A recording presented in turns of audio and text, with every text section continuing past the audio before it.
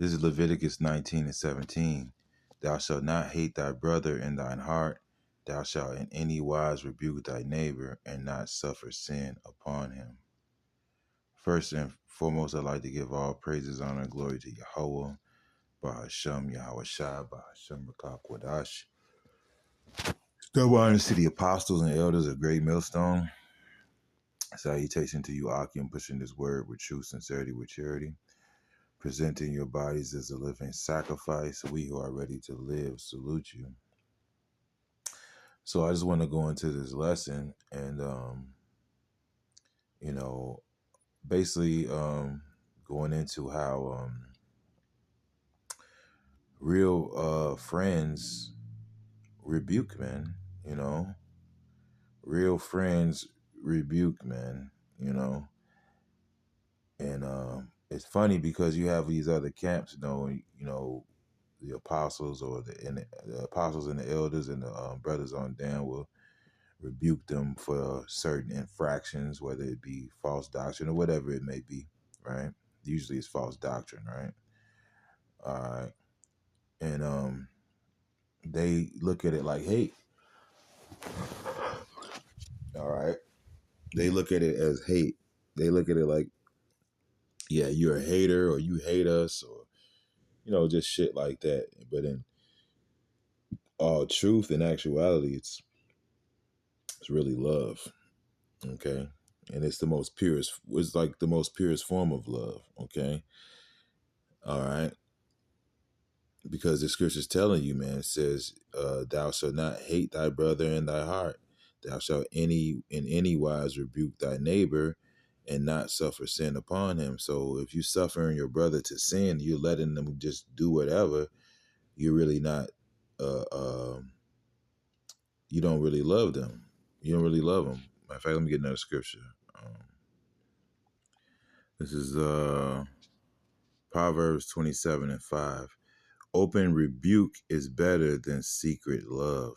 Okay. Faithful are the wounds of a friend, but the kisses of an enemy are deceitful. All right. So, yeah, man, the wounds of a friend are faithful, man. Because, nobody's going to really get in the mud with somebody that they don't care about, right? Nobody's going to really have a drag out. I'm thinking about this movie, They Live, okay? You had this one guy, he was trying to get him to see, because you had, in the movie They Live, you had these glasses that let you see the enemy pretty much and the lies, and he didn't want to put the glasses on, and his friend basically beat the shit out of him, and it was like one of the longest fight scenes in any movie. It was a drag out, just a hell of a fight. He just had to fight this man to put those glasses on so he could see the truth. All right. And you're not going to do that with somebody or for somebody that you don't care about. All right. No man's going to argue with a woman that they don't give a fuck about. All right. I already got the box from you and whatever I wanted. And that's all I really cared about. And then here you go trying to start an argument. I'm just going to hang up on you and I might just block you. Okay. I'm not going to argue with you. I'm going to argue with and fight with somebody that has my heart. Okay. Somebody that has my heart, that's who I'm going to drag out and have that fight with. But somebody that I don't care about, I'm not going to have that fight with them. That's not going to happen. Okay. So faithful are the wounds of a friend. And what the scripture says, hold on. This is Psalms 141 and 5. Let the righteous smite me. It shall be an excellent, Salaki. Let the righteous smite me. It shall be a kindness, and let him reprove me. It shall be an excellent oil, which shall not break my head, for yet my prayer shall be in their calamities. So, let the righteous smite me. It's not going to kill me.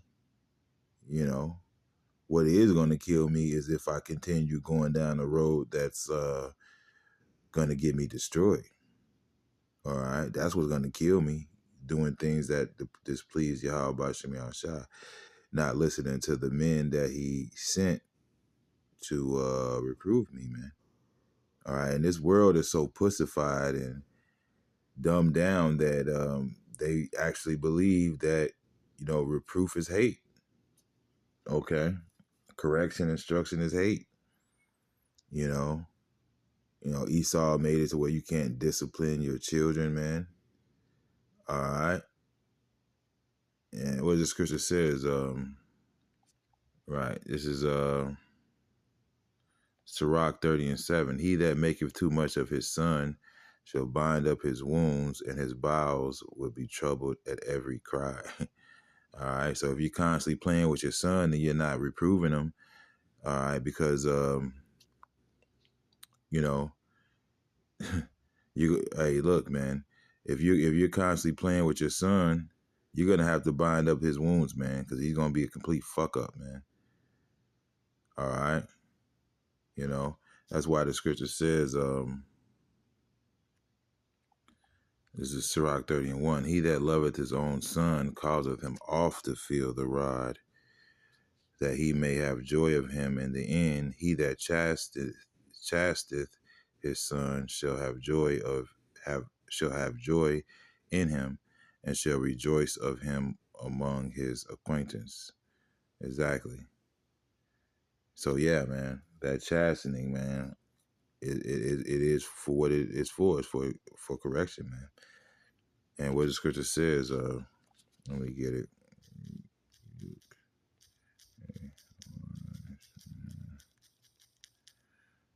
Right.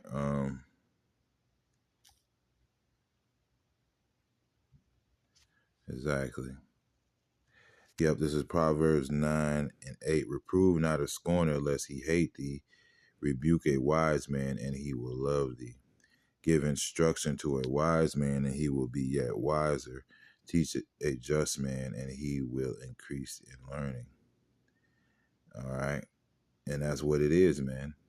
You know, that's what it is.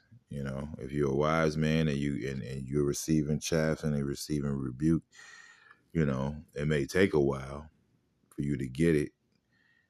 If you are a wise man, some come around quicker than others, but it eventually is gonna make you better. It's gonna make you a better version of yourself, right? Because that's what we want to do. We want to constantly break the mold, man. All right, we're dying daily, like Paul said. We have to constantly break the mold every day. Every day, there's always something to improve on, something to work at. Like a statue, you're constantly chiseling at it, and really, we're not going to be perfected until we're transformed and translated. Right? Until then, it's just a constant upkeep and a constant, you know, maintenance, constant self examination. And this is the process. It doesn't feel good at all, you know. But at the end, man, we're all gonna. At the end, if we endured this chastening, if we endure our suffering, man, we're gonna be so glad that we did, man. But yeah, it's a little quick lesson I wanted to do. Hope it was edifying, and shalom.